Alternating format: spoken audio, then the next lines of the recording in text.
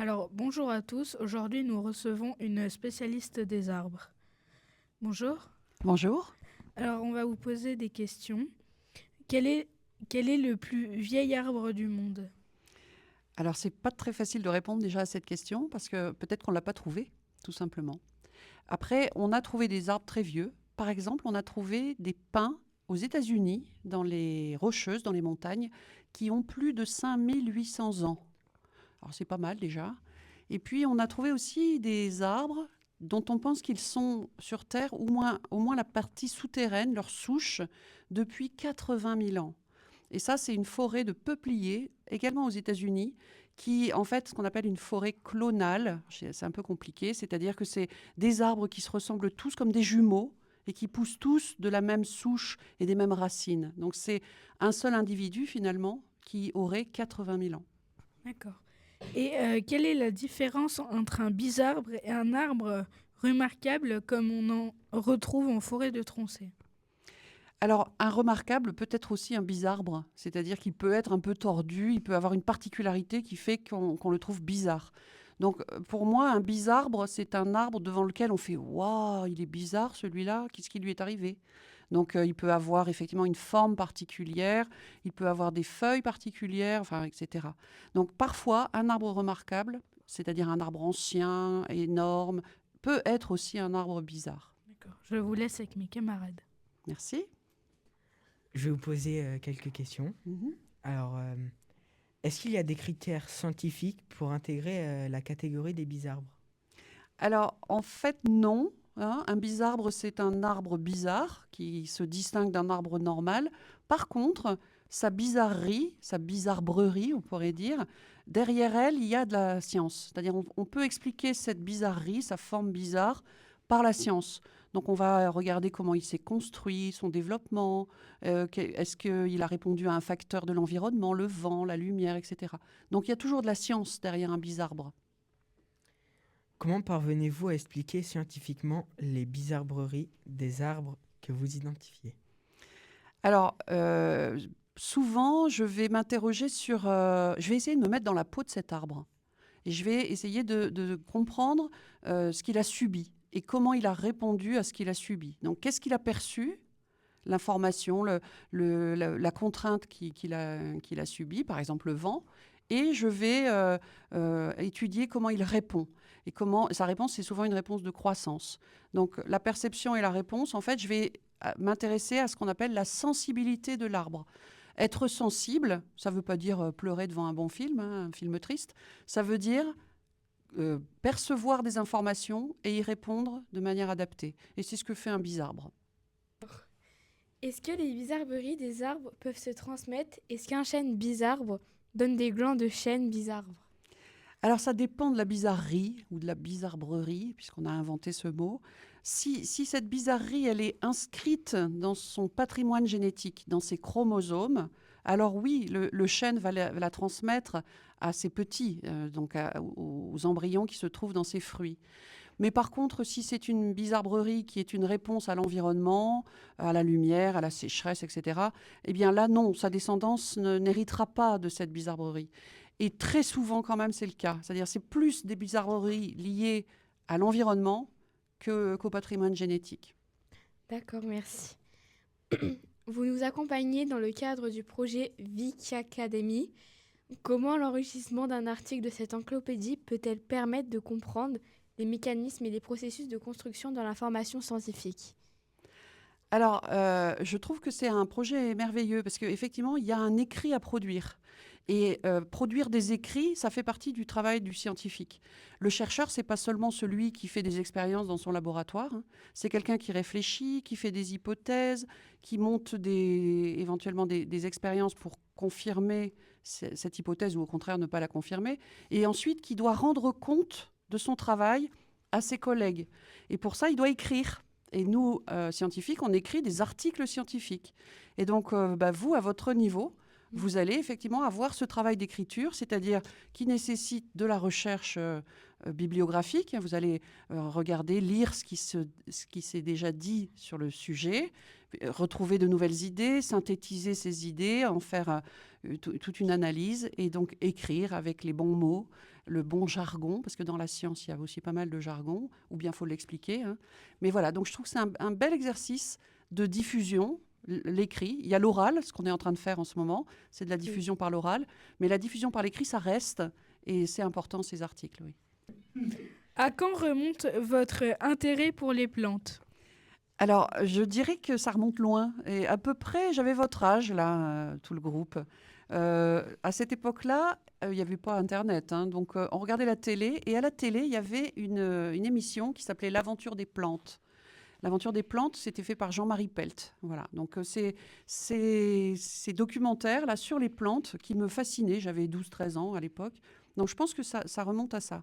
Et ensuite, un petit peu plus tard, j'ai peut-être 18-20 ans, quand je commence mes études, et là, je lis les livres de Francis Allais. Francis Allais, qui était un grand botaniste français et qui vient de disparaître. Il est mort là le 31 décembre dernier. Et ce monsieur, donc il était vieux, bien sûr, mais il a été vraiment ce qu'on appelle un mentor pour moi. C'est-à-dire tous ses livres me fascinaient. Donc je pense que ces deux personnes, Jean-Marie Pelt et Francis Allais, ont un peu dirigé mes pas dans la biologie, vers les plantes, puis vers les arbres. On travaille sur les chauves-souris avec le Club Nature. On découvre encore de nouvelles espèces. En est-il de même avec les arbres? Alors oui, bien sûr, la découverte des espèces, elle n'est jamais terminée. Et on a un certain nombre de dizaines de milliers d'espèces connues, et on sait qu'il y en reste. Et donc, on estime en fait le nombre d'espèces encore à découvrir. Chez les arbres, en fait, il n'y en a certainement plus beaucoup. On pense qu'on a presque fait le tour. Donc, il y a à peu près 73 000 espèces d'arbres, et elles sont toutes décrites, ou pratiquement toutes décrites. Si, par exemple, je m'intéressais aux insectes, là, je sais que je suis loin du compte parce qu'on a décrit 1,2 million d'espèces d'insectes et on pense qu'il y en a 8 à 10 millions encore. Donc, vous voyez, on peut aller beaucoup plus loin, en fait. D'accord. On suppose que les bisarbres subissent le dérèglement climatique comme les autres. Ont-ils quelque chose à nous apprendre sur la résilience des arbres et de nos forêts? Alors, c'est vrai qu'un bisarbre, c'est déjà un arbre qui montre sa résilience. Tous les arbres sont résilients. Ça veut dire quoi être résilient? Ça veut dire être capable de surmonter un traumatisme et continuer sa vie sous une autre forme, en gros. Chez nous, être résilient, c'est passer d'une vie dite normale à, par exemple, une vie en fauteuil roulant. Et il faut continuer à vivre d'une autre façon. Eh bien, un arbre résilient, c'est un peu pareil. C'était un arbre classique, ordinaire. Tout d'un coup, il a été cassé, il a été ployé, incliné, et il va devoir se reconstruire autrement. Donc, la résilience des arbres, elle est très forte. Après, est-ce que les forêts, les arbres vont pouvoir traverser ce dérèglement climatique en restant exactement les mêmes que ce qu'ils sont actuellement? Je ne pense pas. Je pense que nos forêts vont évoluer et elles vont changer de visage. Il y aura peut-être d'autres essences, il y aura des associations un peu différentes. Ça changera, c'est certain, parce que le bouleversement est très profond. Après, je ne suis pas devineresse, donc je ne peux pas dire exactement à quoi ressemblera la forêt en 2050 ou 2100, mais c'est clair qu'elle sera différente et que la résilience des arbres, leur capacité d'adaptation, sont un atout très fort pour passer ce cap. Les arbres sont-ils timides? Qu'entendons-nous par timidité de l'arbre? Alors, c'est vrai qu'on lit parfois que les arbres sont timides. En fait, ça vient du fait que quand les arbres poussent côte à côte, quand ils sont d'une même essence, de la même espèce, et quand on regarde vers le ciel, c'est assez fréquent d'observer une distance entre les branches, et les branches ne poussent pas les unes dans les autres. C'est-à-dire que les arbres, finalement, semblent ne pas toucher leurs voisins, et on appelle ça la timidité des cimes ou la timidité des houppiers. Donc dire qu'un arbre est timide, c'est évoquer ces chemins de ciel qui se dessinent dans une forêt quand on la regarde par en dessous. Après, on ne sait pas bien d'ailleurs comment ça se fait, pourquoi est-ce que les branches ne s'entremêlent pas. Peut-être qu'elles se voient, entre guillemets, parce qu'on a montré que les plantes étaient capables de se voir entre elles, de se percevoir par des rayons lumineux. Donc ça passe peut-être par des signaux lumineux, ça passe peut-être aussi par des signaux chimiques.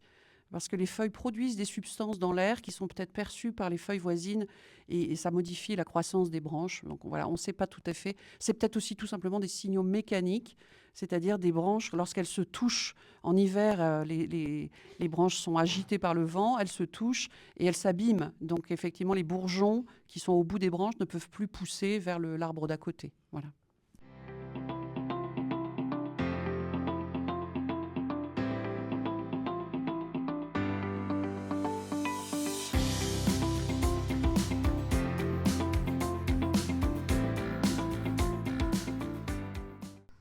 Alors, elle peut être tout cela à la fois, c'est vrai, hein. C'est-à-dire que cette forêt, on lui demande beaucoup de services. On appelle ça Oui. d'ailleurs les services écosystémiques rendus par la forêt. Et ces services, ils sont tous pensés pour nous, hein. C'est-à-dire c'est quand même une idée assez anthropocentrée, c'est-à-dire centrée sur nos besoins d'humains. Donc effectivement, la forêt, elle peut apporter tout ça. Elle est un réservoir de biodiversité, elle est un endroit où on récolte du bois, elle est un endroit où on se promène, elle est un endroit où la biodiversité s'exprime. Donc oui, normalement, elle devrait être tout ça. Et tous ces services-là, elle sert aussi à réguler le climat, à épurer l'eau, l'air. Il y a plein d'autres services. Tous ces services-là sont rendus parce que cette forêt, elle est diverse, parce qu'il y a plein d'espèces différentes, d'arbres, d'animaux. Elle est riche, en fait. C'est moins vrai dans une plantation où il n'y a qu'un seul type d'arbre, en fait. D'accord. Quelles questions auriez-vous aimé qu'on vous pose? Ah bah ça, c'est une drôle de question. Quelle question j'aurais aimé qu'on me pose? Alors peut-être quelle action on pourrait avoir chacun de nous, citoyens, simples citoyens, pour dire de changer le cours des choses en lien avec les arbres. Donc il y a deux choses que je répondrai là-dessus. La première, c'est réfléchissez beaucoup avant de couper un arbre. Est-ce que vraiment c'est utile de le couper? Est-ce qu'il est si gênant que ça? Est-ce qu'il est dangereux? Bref, essayez à tout prix de conserver les arbres qu'on a déjà. Et la deuxième chose, c'est j'ai envie de planter des choses dans mon jardin, ok, mais je réfléchis, qu'est-ce que je vais planter? Je vais essayer de ne pas planter des espèces exotiques. Je vais regarder ce qui pousse autour et ce qui a l'air d'être en bonne santé. Et je vais planter des espèces locales, voire même peut-être que planter un arbre, plutôt que planter un arbre, je pense que c'est mieux de planter une haie dans un jardin, une haie multiple, hein, une haie champêtre, avec plein d'espèces différentes qui vont apporter plein de choses et plein de biodiversité.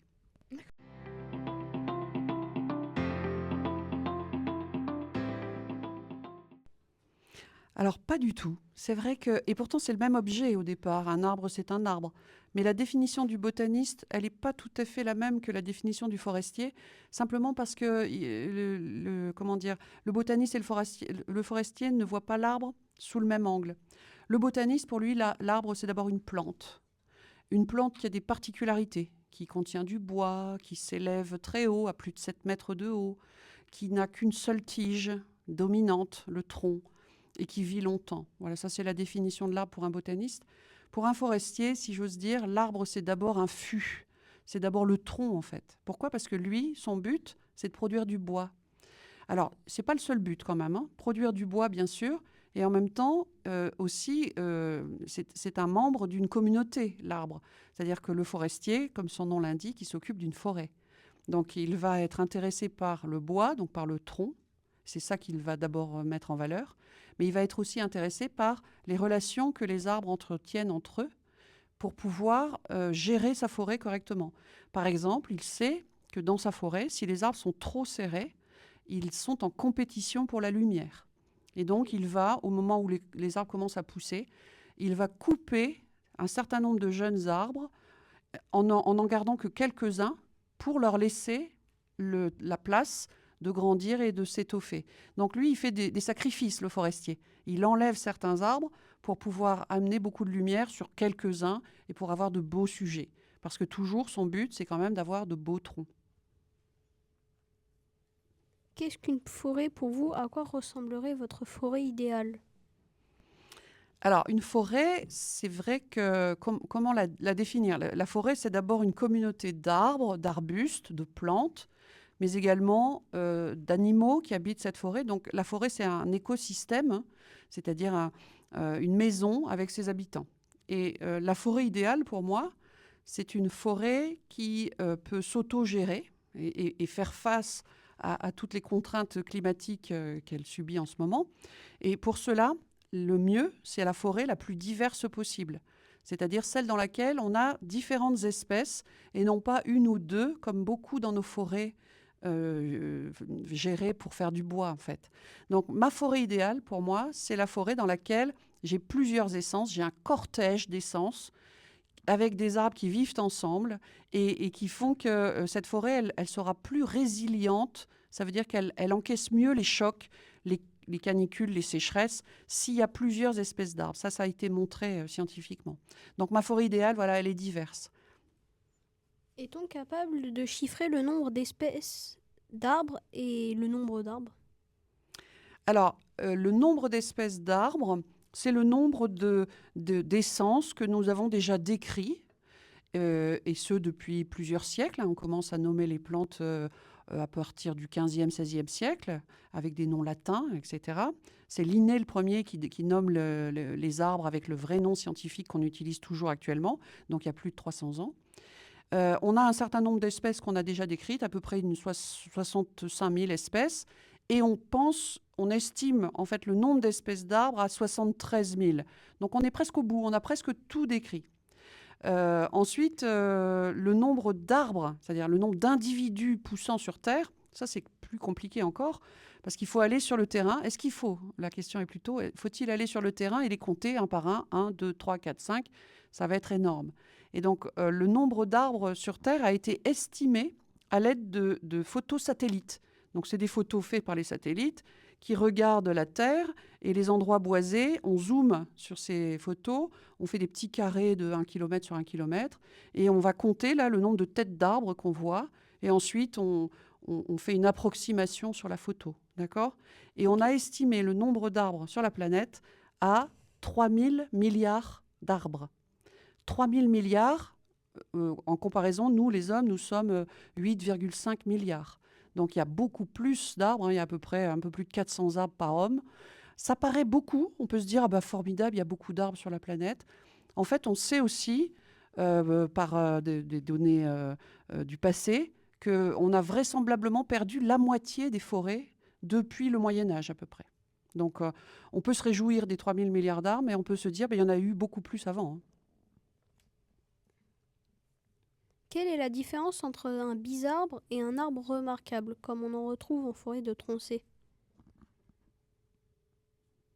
Alors, la différence, il peut ne pas y avoir de différence. Parce qu'un arbre remarquable, c'est un arbre qu'on a remarqué et à qui on a mis une médaille en disant bah, celui-là, il est remarquable, donc on va le garder, on va le protéger.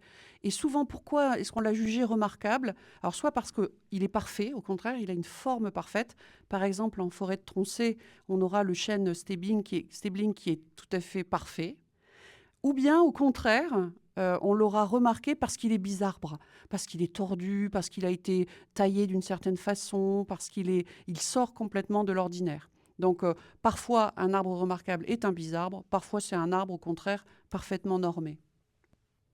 Quel est le rôle de la Maison pour la Science? Alors, la Maison pour la Science, c'est un service de l'université que je dirige, j'en suis la directrice. Et ce service, il existe depuis un peu plus de 10 ans, depuis 2012, et il organise de la formation continue en sciences pour les professeurs, donc pour vos enseignants qui viennent parfois quand ils n'ont pas cours ou bien ils vont déplacer un cours pour venir passer une journée ou 2 jours à Clermont-Ferrand pour se former sur une thématique. Par exemple, se former sur le climat et comprendre à quoi est dû le dérèglement climatique et qu'est-ce qu'on peut faire pour enrayer la chose. Donc, cette formation continue, elle est nécessaire pour les profs et elle est même obligatoire. C'est-à-dire que tout adulte, dans sa vie professionnelle, a le droit à se former pendant toute sa vie. Il a le droit, de temps en temps, d'aller mettre à jour ses connaissances. Nous, on le fait tout le temps en tant qu'enseignant-chercheur à l'université. On passe son temps à apprendre en lisant la bibliographie des gens, des uns ou des autres, et en allant se former, par exemple, sur des techniques de recherche. Donc voilà, les profs aussi font ça. Ils viennent dans leur discipline, voire même en dehors de leur discipline. Ils viennent à la Maison pour la Science pour se former. Et quand ils reviennent devant vous en classe, eh bien, ils reviennent avec de nouvelles idées, avec des projets, avec une envie de partager ce qu'ils ont vécu à la Maison pour la Science avec les élèves. Quel a été votre parcours scolaire? Alors, il y a plusieurs façons d'arriver à ce métier-là. Ce qui est sûr, c'est qu'il faut faire des études après le baccalauréat. Donc, si je dis le nombre d'années d'études, ça peut faire peur parce que ça fait bac plus 8. 8 ans après le bac. Mais je t'explique parce que, en fait, c'est pas pendant 8 ans où on est un élève. On fait d'abord une licence pendant 3 années après le bac, puis on fait un master pendant 2 années. Et là, les 3 dernières années, c'est le doctorat. Pendant les 3 dernières années, on est en fait dans un laboratoire de recherche et on est un jeune chercheur. Si j'ose dire, un chercheur stagiaire. Mais on fait un boulot de recherche comme un chercheur senior, en fait. Donc, voilà. Donc, le parcours, c'est un parcours universitaire pour arriver jusqu'au plus haut diplôme possible en France, qui est le doctorat. Après, ce que je voudrais dire, c'est que dans un laboratoire de recherche, il n'y a pas que des enseignants-chercheurs ou des chercheurs qui ont un bac plus 8, mais il y a plein de métiers différents dans un labo et on a besoin de tous ces métiers. Donc, on a des ingénieurs de recherche, bac plus 5, des ingénieurs d'études, bac plus 3, et des techniciens qui peuvent n'avoir qu'un baccalauréat, mais chacun a une mission dans le labo et on a besoin de tous. Moi, par exemple, quand je fais mes expériences sur des arbres, de jeunes arbres, j'ai besoin qu'on ait produit ces arbres avant, que quelqu'un les ait multipliés, les ait mis en culture, etc. Et ça, c'est la technicienne qui fait ça. Une technicienne, ça pourrait être un technicien. Hein. Et donc, sans elle, je ne peux pas travailler. Donc, en fait, dans un labo de recherche, il y a plein de niveaux de métiers différents et tous ces métiers sont absolument indispensables. Et je ne peux pas faire sans les autres métiers. Pourquoi appelle-t-on les trognes les arbres paysans? C'est vrai que c'est un joli mot, ça, hein, l'arbre paysan. Parce que la trogne, c'est un arbre qui est taillé régulièrement pour récolter du bois, des branches, d'accord, pour faire du bois de chauffage, et pour récolter également les feuilles qui servent de fourrage pour le bétail. Donc du fourrage pour le bétail, du bois de chauffe pour les fours, tout ça, on est plutôt dans le monde rural. Et ces trognes, donc c'est souvent des frênes, ça peut être des hêtres, ça peut être des chênes, des saules, des peupliers, etc. C'est souvent des arbres de haies. C'est-à-dire on va les trouver dans les campagnes et ces arbres ont poussé linéairement dans des haies avec des arbustes. Donc on est vraiment dans un environnement, pas urbain justement, un environnement rural, pardon, donc dans la campagne. Et c'est pour ça que je l'appelle l'arbre paysan. Nous l'appelons l'arbre paysan parce que c'est l'arbre qui permet de vivre à la campagne et sans le couper.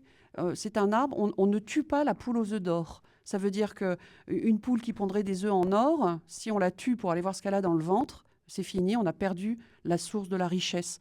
Et la trogne, c'est pareil. Si on coupe cet arbre pour le mettre dans la cheminée, bah c'est fini, quoi, ou pratiquement. Alors que là, on va en fait le tailler un peu plus haut et il va repousser de manière pratiquement éternelle. Et donc, on aura toujours de la production de bois et de fourrage. C'est vraiment un arbre qui est fait pour produire. Comment expliquez-vous qu'on allonge la durée de vie d'un arbre en le taillant en trogne? Alors, c'est tout à fait la question qui va avec la précédente, effectivement. Donc, on a effectivement constaté que ces trognes, étonnamment, elles vivent plus longtemps que ne devraient vivre les sens. Si par exemple je prends un hêtre, la durée de vie moyenne c'est 200 ans à peu près, et on a des trognes de hêtres dans l'Allier qui ont plus de 400 ans. Donc la longévité a été multipliée par 2, ce qui est incroyable quand même. Alors on ne sait pas bien pourquoi, mais ce qu'on pense c'est que c'est une histoire mécanique. Comme on coupe cet arbre périodiquement, on va le maintenir toujours petit. Cet arbre il ne peut jamais s'élever puisqu'on le retaille tout le temps. Et comme il est petit, eh ben, il offre moins de prise au vent, il a moins de hauteur, donc il est moins sujet à casser pendant les tempêtes. Donc il va durer plus longtemps. Les arbres ont-ils une forme d'intelligence? De quelle manière se manifestent-elles? Ah, ça, c'est une très large question, parce que déjà, il faudrait se poser la question de qu'est-ce que c'est que l'intelligence? Comment est-ce qu'on définit l'intelligence? Et quand on regarde un peu de plus près, bah, en gros, l'intelligence, on la définit par rapport à la nôtre. Donc c'est une définition très humaine. Et l'intelligence humaine, elle nous permet de répondre à nos problèmes d'humains. Alors c'est vrai que si on colle cette définition de l'intelligence humaine sur un arbre, bah, il est nul, hein, c'est un idiot l'arbre. Pourquoi? Parce qu'il n'est pas confronté aux problèmes d'un humain, l'arbre. Par contre, à l'inverse, imagine-toi à la place de l'arbre, les pieds fixés au sol, soumis au vent, à la pluie, au froid, au chevreuil qui vient grignoter tes feuilles, aux pathogènes, aux champignons qui viennent t'attaquer. Tout ça, c'est des problèmes d'arbres. Et là, toi, en tant qu'homme, tu serais nul. Tu serais un idiot par rapport à l'intelligence d'un arbre. Donc, en fait, cette intelligence, est-ce que c'est pas tout simplement, on pourrait y mettre derrière un terme qui est de l'adaptation. Un arbre est parfaitement adapté à son environnement. Un homme doit être adapté au sien. Mais voilà, on ne répond pas aux mêmes problèmes et on n'invente pas les mêmes solutions. Donc, est-ce qu'un arbre, c'est intelligent? Si je me mets dans le monde de l'arbre, je pense que oui. Selon vous, à quoi ressemblera la forêt de Troncé demain, à l'avenir? Alors, je ne sais pas, parce que je n'ai pas la boule de cristal pour lire dedans l'avenir. Donc, personne ne sait à quoi ressembleront les forêts dans 30 ans ou dans 100 ans. Par contre, on peut modéliser. C'est-à-dire on peut imaginer, grâce à des modèles mathématiques, ce que vont devenir ces forêts. Et l'avenir n'est pas très rose quand même pour la forêt de Troncé. Donc il est tout à fait possible que la forêt telle qu'on la connaît aujourd'hui, qui est en fait un mode de culture, cette forêt, elle est cultivée en fait. Ce n'est pas une forêt naturelle, Troncé. C'est une forêt gérée et cultivée. Et donc, c'est très possible qu'elle n'ait plus du tout le même faciès dans 50 ans. Il y aura peut-être moins d'arbres, il y aura peut-être des essences un peu différentes. On aura peut-être donc un milieu plus ouvert que cette forêt où les troncs sont très serrés. Mais personne ne peut vraiment dire à quoi ressemblera Troncé dans 50 ans. Qui a pris les photographies de votre livre et de votre exposition? Alors, c'est moi. C'est moi parce que j'aime beaucoup la photo. Et je trouve que l'entrée par l'image, en fait, l'entrée par le beau ou le bizarre, ça me plaît parce que ça éveille l'intérêt. Quand on voit quelque chose de beau, moi, personnellement, j'ai envie de comprendre ce qu'il y a derrière. Pourquoi c'est beau et comment ça s'est mis en place? Pourquoi c'est bizarre? Pourquoi c'est tordu? Et voilà. Donc, l'entrée par l'image me semble être une entrée facile et accessible à tous. Par contre, le texte, il y a des gens qui n'ont pas envie de lire, il faut dire les choses comme elles sont. Et c'est pas grave, parce qu'on peut aussi comprendre des choses en regardant des images, en lisant des textes réduits, et avoir donc cette entrée par l'image. Alors, c'est l'image de la photo dans le livre, mais ça peut être tout simplement d'aller dehors et de regarder les choses qui sont dehors. Donc, les yeux, en tout cas, sont une belle entrée pour comprendre le monde. En quoi consiste votre métier et à quoi ressemble votre quotidien? C'est quoi la journée type d'une enseignante chercheuse en biologie végétale? Alors, en fait, il n'y a pas de journée type parce que j'ai cette chance d'avoir un métier très varié. Et donc, je ne fais jamais la même chose tous les jours, ou presque. Bon, bien sûr, il y a des journées qui se retrouvent. Par exemple, je peux passer une journée à travailler au laboratoire, une journée sur le terrain, une journée devant des étudiants à enseigner, une journée à la Maison pour la Science à faire de la formation à des profs, une journée où je vais rencontrer aussi des gens qui font tourner l'université. Donc, je vais peut-être aller rencontrer le président de l'université, rencontrer un collègue, rencontrer la rectrice. Enfin, voilà, donc des journées qui sont en fait variées. Et ça, c'est chouette parce que je ne m'ennuie pas. Je fais toujours des choses différentes. Et après, on peut avoir, selon les missions qu'on choisit à l'université, on peut avoir des journées plus ou moins standards, plus ou moins, qui se ressemblent plus ou moins. Moi, j'aime bien quand ça change, quand ça bouge. Le hêtre peut-il s'adapter aux épisodes de sécheresse et de canicule? Alors, pourquoi est-ce qu'on se pose la question? Parce que vous êtes là à Sérilly, pas très loin de la forêt de Troncé. Et quand on regarde les hêtres qui poussent dans la forêt de Troncé, il y en a quand même quelques-uns, ils sont en fort dépérissement. Donc, effectivement, ils souffrent beaucoup à Troncé, ces hêtres. Par contre, ailleurs, si vous venez chez moi, par exemple dans la chaîne des Puys, à peu près à 900 000 mètres d'altitude, eh bien, les hêtraies qui couvrent la moyenne montagne en Auvergne, elles sont en très bon état et il n'y a pas de dépérissement, du moins beaucoup moins. Donc ça veut dire que le hêtre, en fait, il lui faut des conditions de vie pour bien se sentir. Et ces conditions de vie, c'est une humidité, alors en particulier une humidité atmosphérique dans l'air, assez importante. Et cette humidité, il la trouve encore en altitude. Il ne la trouve plus à Troncé, mais il la trouve encore en altitude. Ça veut dire quoi? Ça veut dire que dans l'avenir, sûrement que le hêtre va se réfugier dans des zones un peu plus en altitude, où il va pouvoir continuer à vivre et à survivre là. mais peut-être qu'il va disparaître à Troncé, comme il est en train aussi de disparaître dans le Grand Est, mais on le retrouvera quand même dans des zones plus humides. Est-ce que le livre a du succès auprès du grand public? Est-ce que c'est un objectif? Alors, je crois que oui, il a du succès. Alors, je ne sais pas trop parce qu'en fait, les chiffres me sont envoyés une fois par an par l'éditeur. Je sais que le précédent, Dans la peau d'un arbre, il marche encore très fort. Il a été beaucoup vendu.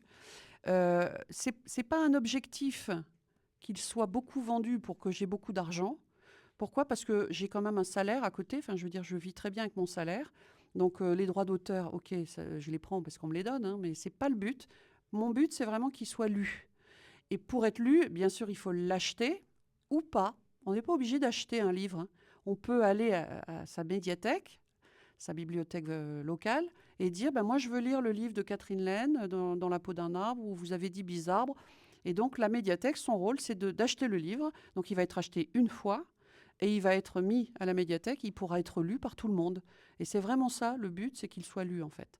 D'où aussi l'exposition, hein, qui va bientôt être accrochée là dans vos murs, qui s'appelle Dans la peau d'un arbre. Cette exposition, je l'ai montée pour qu'elle soit gratuite et téléchargeable par tous ceux qui veulent l'imprimer et la montrer. Et donc pour que le message diffuse, en fait, pour que ce soit vu et lu. Quels sont vos bizarbres préférés de la forêt de Troncé? Alors, dans la forêt de Troncé, effectivement, il y en a beaucoup, encore une fois, des bizarbres, il y en a partout. Mais il y a quelques arbres qui sont remarqués et remarquables dans la forêt de Troncé et que j'aime bien effectivement aller voir. Alors, dans les bizarbres qui ont beaucoup changé, d'ailleurs, il y a les jumeaux qui formaient deux arbres jumeaux côte à côte. Et donc, c'était amusant de les voir issus de la même souche. L'un d'eux est tombé, donc un jumeau a perdu son jumeau. Donc, c'est devenu un bizarbre tronqué. Mais effectivement, ça reste toujours des arbres remarquables à aller voir. Sinon, ce que je voulais dire aussi, c'est qu'il n'y a pas besoin qu'il y ait une étiquette de bizarbre ou d'arbre remarquable. Les bizarbres, ils sont partout. C'est-à-dire, les bizarreries, il suffit de lever le nez et de regarder les branches, regarder les troncs, regarder les arbres, tout simplement, et vous allez en voir plein, en fait. Donc, il n'y a pas un arbre en particulier que j'ai envie de mettre en évidence. J'ai envie de dire, ils peuvent tous être bizarres, et c'est sympa d'aller chercher les bizarreries sur chacun. Comment les arbres creux peuvent-ils survivre et quelle est l'origine? Oui, c'est étonnant de voir un arbre qui a perdu tout son cœur. En fait, un arbre creux, ça tient debout et ça vit parce que la vie d'un arbre, elle est concentrée sur la périphérie du tronc. Le cœur de l'arbre est mort, en fait. Donc la vie, elle se trouve sur le bord de l'arbre. Qu'est-ce qu'il y a donc juste sous l'écorce? Il va y avoir une zone où la sève, enfin, je vais commencer par l'autre, l'eau qui est puisée par les racines va monter, aspirée par les feuilles, et elle monte dans des tuyaux qui se trouvent dans le jeune bois, celui qui est juste à la périphérie du tronc. Donc il faut qu'il y ait du bois encore là pour permettre à l'eau de monter. Et puis, juste à côté, toujours sous l'écorce, il y a des tuyaux qui permettent à la sève sucrée, celle qui est fabriquée par les feuilles, de redescendre dans l'arbre et juste sous l'écorce. Donc en fait, dans 1,5 cm, 2 cm d'épaisseur, elle est là la vie de l'arbre. Il n'y a rien de vivant au milieu. Donc ça peut mourir en fait. Et si ça continue, si ça peut circuler toujours les sèves sur le bord, ça va tenir. Et d'autre part, mécaniquement parlant, l'arbre creux, c'est comme un cylindre creux. Et un cylindre creux, ça tient parfaitement debout, peut-être même mieux qu'un cylindre plein. Ça, c'est vraiment la physique qui nous l'enseigne. Et donc, pourquoi? Parce que la gravité qui fait peser cette force qui attire tout objet vers le sol, cette gravité, elle s'exerce sur tout le pourtour de l'arbre. Et tant que l'arbre a toujours des tissus solides à la périphérie, ça tient debout longtemps. D'accord. Les camarades de la classe média travaillent cette année sur l'inégalité des genres. Leur objectif est d'imaginer un monde où les inégalités des genres auraient disparu en 2100. Elles ont constaté des invariants quel que soit le domaine étudié. Une répartition genrée des rôles, un plafond de verre et un plancher collant pour les femmes. rencontrons-nous les mêmes phénomènes dans le monde universitaire? Hélas, oui, et un peu non. C'est-à-dire, je m'explique, les inégalités de genre, c'est-à-dire les inégalités femmes-hommes dans un métier comme le mien, il n'y en a pas vraiment. Parce qu'en fait, ce qui nous permet d'accéder à ce métier d'enseignant-chercheur, c'est un diplôme. Un diplôme élevé, c'est 8 années d'études après le bac. Mais à partir du moment où on a validé un doctorat, ce diplôme nous donne le droit de nous présenter sur un poste d'enseignant-chercheur dans n'importe quelle université en France. Donc là, il n'y a pas d'inégalité. Alors par contre, elle peut avoir lieu, cette inégalité, avant, c'est-à-dire que dans les études de sciences, on voit qu'il y a moins de femmes, moins de filles qui choisissent les voies scientifiques que de garçons. Pourtant, les résultats scolaires dès l'école des filles sont tout à fait égalitaires avec ceux des garçons. Au collège, normalement, ça devrait être encore le cas et ça commence à s'inverser. C'est-à-dire que d'elles-mêmes, ce sont les filles qui se mettent un peu en retrait, qui n'aiment pas se mettre en avant. Voilà, bon, il y a peut-être des attitudes un peu différentes entre une fille et un garçon. Ça, on le constate et ça s'accentue ensuite au lycée, où les filles vont moins choisir les filières ou les modules scientifiques, elles vont plutôt choisir les modules littéraires. Donc ça, c'est elles qui se mettent ce plafond de verre, qui s'empêchent d'aller au bout de leurs rêves. Donc si j'ai qu'un seul mot à dire, c'est ce plafond de verre, foncez, il est facile à casser, et tout est en vous, quoi, dans la fille, dans ses choix. Ensuite, une fois que c'est fait, dans les filières, dans les études supérieures, normalement, dans la fonction publique, il n'y a pas de discrimination. Donc, comme je disais, avec un diplôme, on accède à un poste et on devrait avoir les mêmes chances d'obtenir ces postes qu'un homme. Bon, c'est vrai que parfois, dans la pratique, ce n'est pas tout à fait le cas et il faut le dénoncer. Mais moi, personnellement, je n'ai pas vécu ça. Je n'ai pas eu à souffrir de ça, au contraire. Je me suis toujours sentie à égalité avec les collègues masculins. Mon directeur de thèse, je me souviens, me tutoyait comme les collègues garçons du labo, alors qu'en dehors des expériences et des réunions scientifiques, il me vouvoyait, parce qu'il était très vieille France, donc j'étais une femme, donc il me vouvoyait, sauf dans les discussions scientifiques où il se mettait à me tutoyer parce qu'il me considérait comme un chercheur, quoi, comme à l'égal d'un homme. Voilà. Moi, je n'ai pas eu à souffrir de ça, je m'en réjouis, mais je sais que ça peut arriver, oui.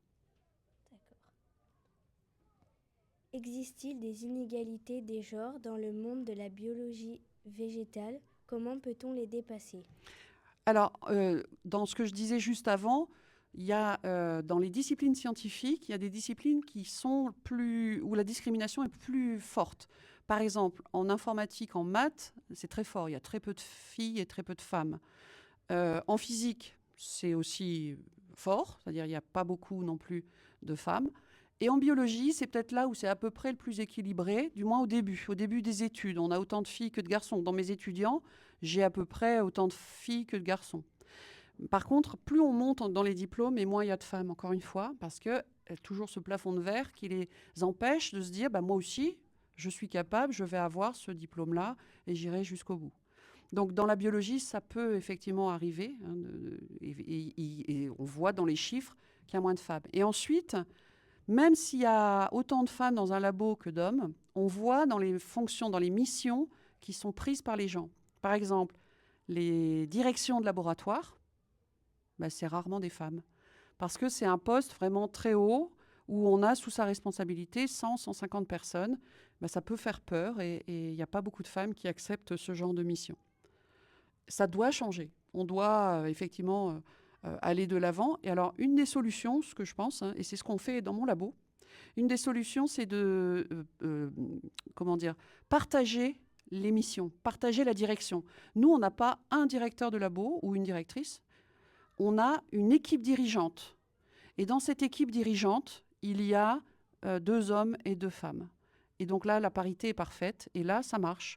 Et chacun a une mission un peu particulière dans cette équipe dirigeante, mais finalement, c'est discuté à plusieurs personnes. D'accord. Merci d'avoir répondu à nos questions. Merci beaucoup.